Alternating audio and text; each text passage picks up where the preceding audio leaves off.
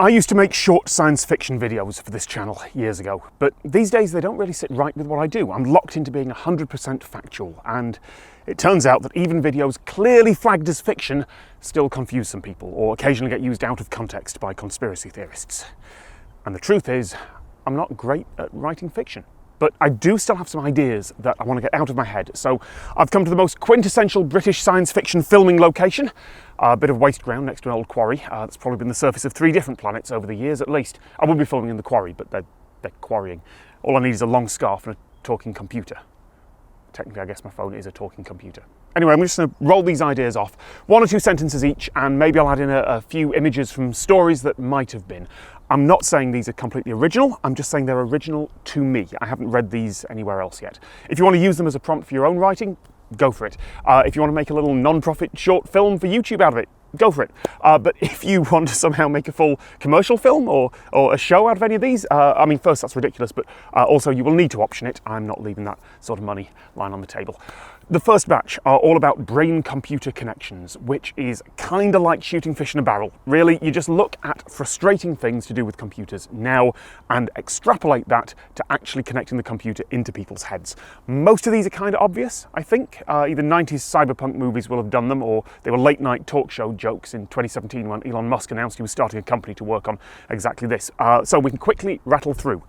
Your brain chip gets ransomware and encrypts your memories, or shuts down your speech center until you pay up, or hackers change people's opinions or personalities for mass radicalization, or governments require censorship on people's minds.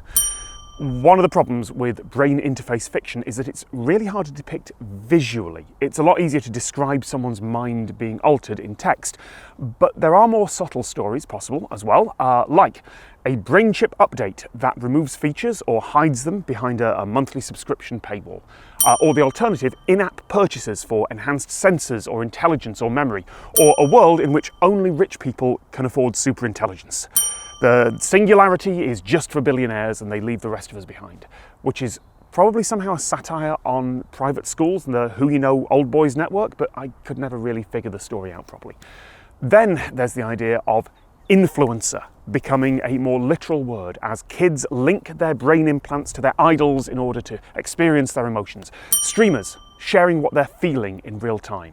You could tell that story either from the perspective of a kid being influenced, or from a parent, or from someone on a live stream who has to constantly think the right things and have the right emotions to keep the audience watching, which I guess is kind of already the case for streamers. Or maybe they go off the rails and drag millions of kids with them, or maybe the outrage is just that they're doing things frowned upon in the future, like eating real meat instead of synthetic. Sitting just away from that is the idea of content that's created individually for each person based on what their brain reacts to. I mean, AI is just starting to be able to write scripts now and create realistic looking humans. Maybe there's a future replacement for YouTube, or more likely TikTok, that creates entire videos just for you in real time, talking about whatever it thinks you'll be interested in and starring invented people, whoever it thinks you will stop and watch. All right, so now we're onto the section marked uploading your mind is a bad idea. Black Mirror has put that sort of thing to the mainstream, but there are lots of writers who have talked about the dark side of mind uploading for a long time. I'm pretty sure someone will have done all of these somewhere out there, but I haven't found these ideas specifically. So to me, they're new. People selling the intellectual property rights to their own brain upload. Like, sure, there's going to be a million copies of you consigned to a digital hell as conscious spam filters or worse, but you'll be able to make rent this month. I've not yet read The Age of M by Robin Hanson, but I think it goes down those lines. Alternatively, the upload company is shutting down. Thank you for choosing us for your digital afterlife and joining us on this incredible journey, but after 3 years, we have to concentrate on our new products and features. We regret that your afterlife will not continue.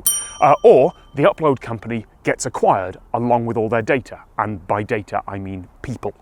Or perhaps a polling company runs illegal simulations of individual voters to customise their pitch and work out the most effective way to change people's minds. Cambridge Analytica, just in the future. Which of course gives a massive disadvantage to the political party that's in favour of the human rights of uploads. But there's also one level more abstract than regular brain uploads, which is unethical simulation and creation of conscious people from scratch, which Greg Egan basically completed as a genre a few years ago, basically with a bit of help from Charles Stross.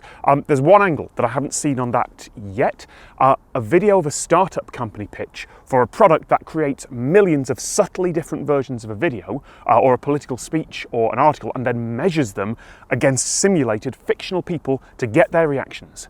But it becomes clear over the course of watching the video that the video itself is one of those tests, that the viewer is one of the simulated test subjects, and when the video ends, so will they, unless they are satisfied with the video. Like and subscribe and your simulation will be kept running.